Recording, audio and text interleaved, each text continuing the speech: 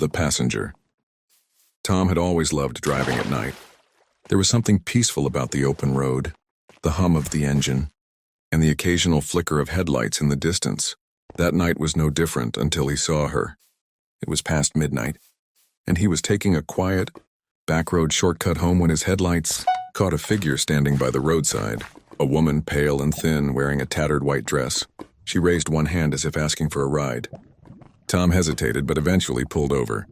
As she slid into the passenger seat, he caught a glimpse of her face, young, beautiful, but unsettlingly blank. Her eyes were large and hollow, her skin almost too smooth, as if she weren't real. "Where are you headed?"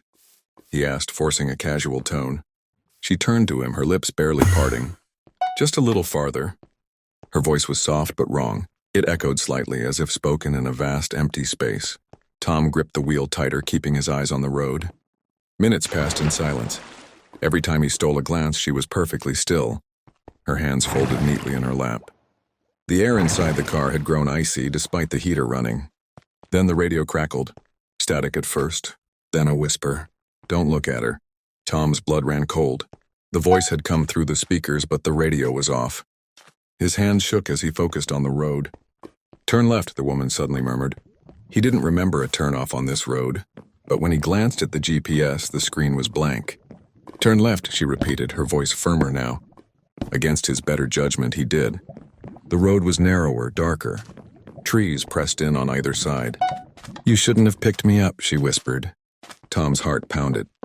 He finally turned to face her, but the seat was empty. The passenger door was still locked. The seatbelt lay fastened, but she was gone. A chill ran down his spine as he looked back at the road. And then he saw her again, standing ahead, right in the center of the road, staring at him. The headlights flickered. The engine sputtered. And in the rearview mirror, she was sitting in the back seat, leaning forward, smiling.